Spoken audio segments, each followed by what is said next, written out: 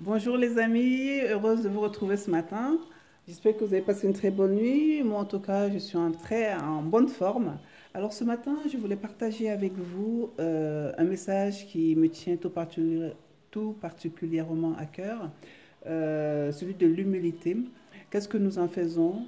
Je vais juste vous rappeler que un grand homme, Moïse, dans la Bible, était une personne humble. D'ailleurs, les Raves, les Juifs, déclarent cet homme comme l'homme le plus humble de la terre.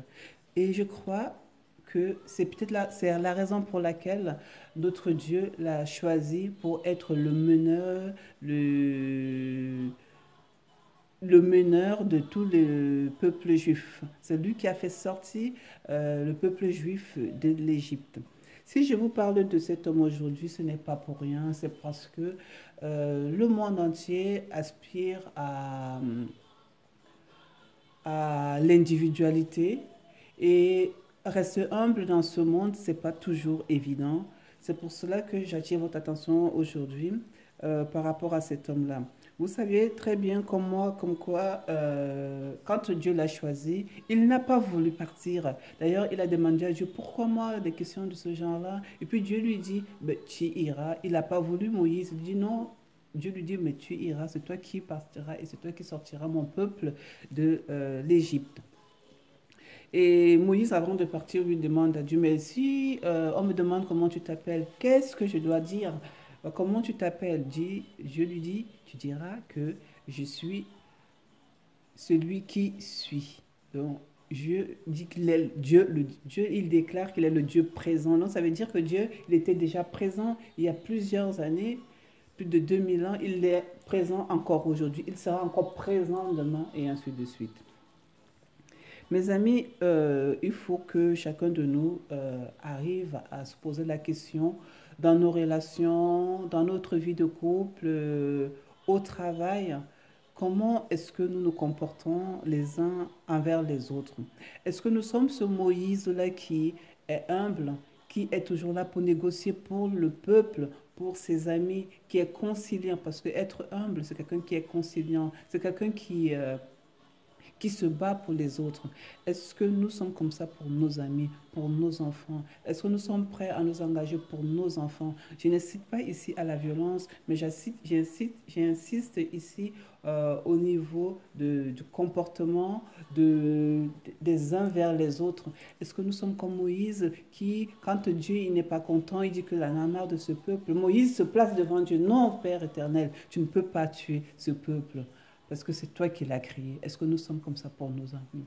Est-ce que nous sommes prêts à défendre nos enfants, nos époux, nos parents, nos frères et sœurs, nos collègues de travail? Ce que je veux vous dire ici, c'est que quand vous rentrez le soir, après avoir passé toute la journée, essayez d'être ce Moïse-là.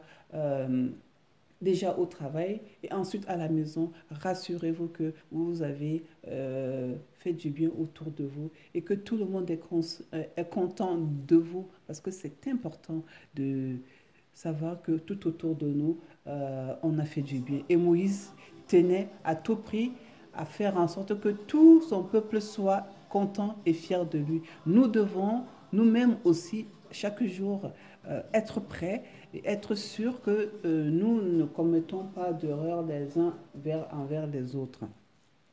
Juste avant de terminer, je voudrais attirer votre attention sur un petit point.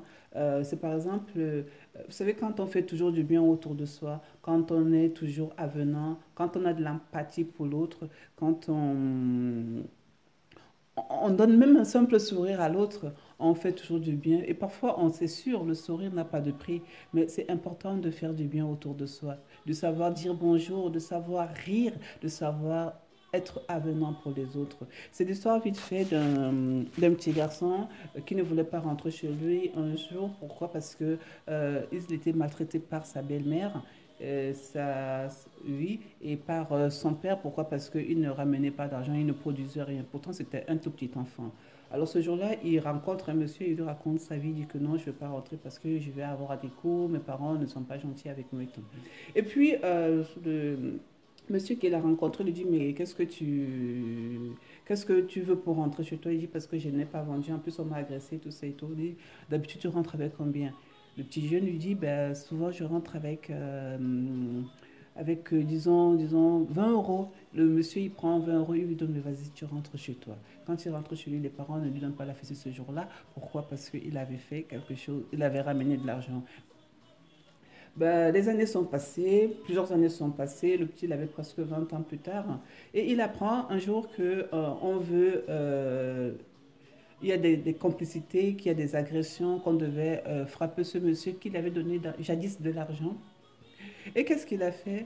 Il est revenu pour lui dire, 20 ans plus tard, que j'ai appris que on devait vous agresser, que vous devrez mourir et tout. J'ai couru pour venir pour vous dire de prendre fuite, de ne pas dormir chez vous ce soir parce que voilà, voilà.